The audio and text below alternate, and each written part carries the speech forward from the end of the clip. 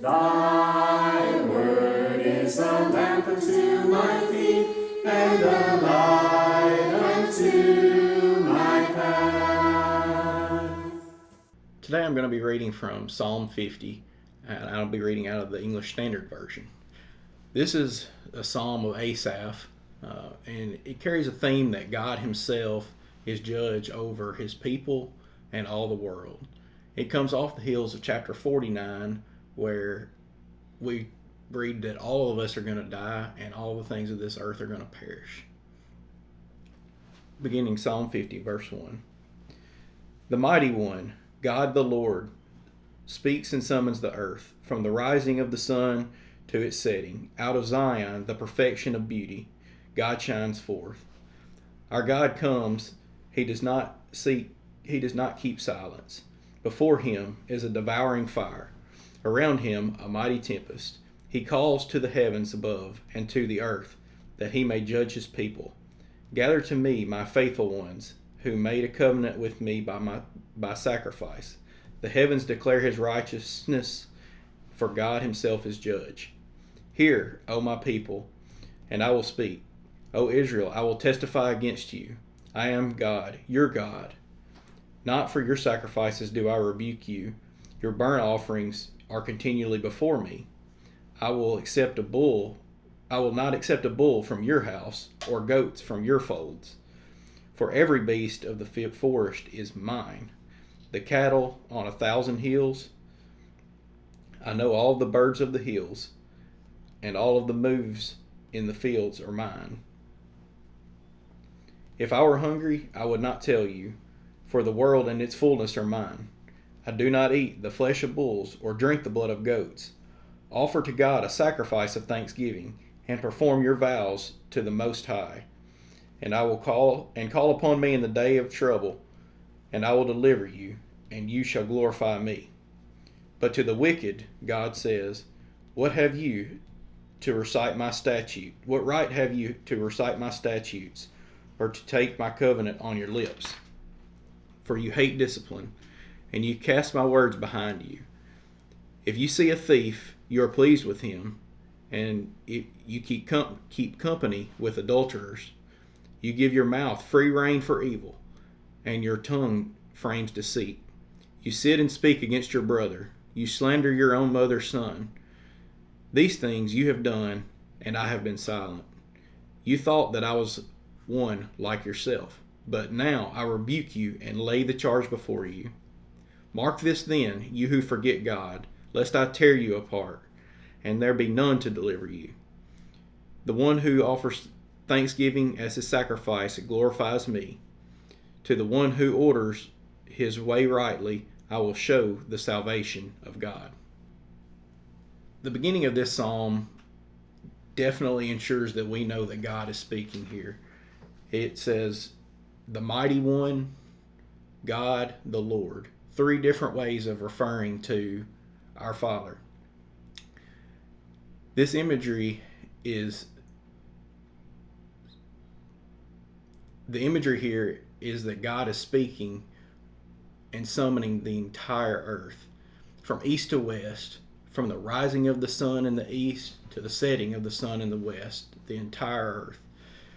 God shines forth from Jerusalem to all of the world. Then we get into verse 3, and verse 3 tells us when he comes, it's not going to be undercover. He's not going to keep silent. But we will not be able to escape the devouring fire, and we will be in awe of the mighty tempest that is showing his overwhelming power. In verse 4, he calls to the heavens above and to the earth below, that he may judge his people. When we move into verse 7, God begins speaking to Israel about their judgment. They're going to be sacrificing, or they're sacrificing as they have been told to do. But verse 9 tells us that the people are doing it and thinking they're giving God something. They think they're giving something that is their own to God. But we go into verses 10 and 11, and it's very clear that everything is already God's. We can't give him anything. And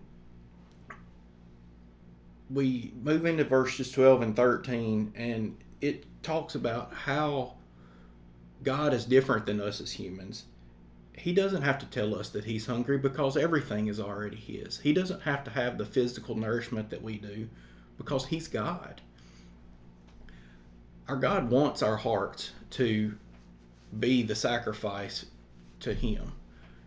Not just doesn't want those sacrifices to just be something that we do out of ritual or tradition.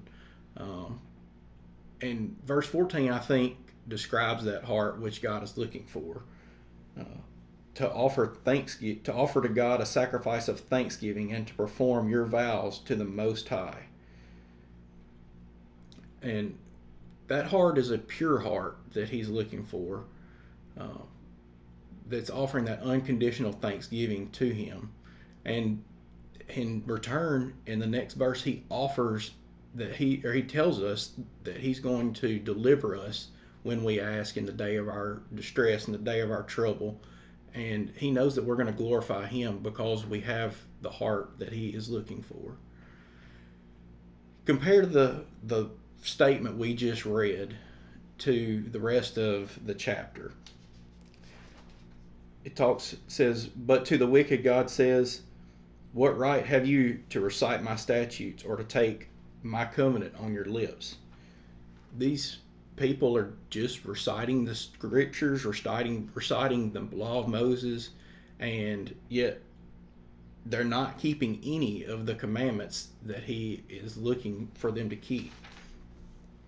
Uh, Verses 17, you hate discipline and cast my words behind you. You see a thief and are pleased with him, and you keep company with adulterers. These are things that we should have no part of, and our mind shouldn't even be there. But it's part of that mindset of you have a good heart versus one that's just going through the rituals, through being through the process of what you're used to doing, and we're falling short because we do that. As we get to the end of the chapter, we're reassured in verses 22 and 23. Mark this then, you who forget God, lest I tear you apart, and there be none to deliver. The one who offers thanksgiving as his sacrifice glorifies me. To the one who orders his way rightly, I will show the salvation of God.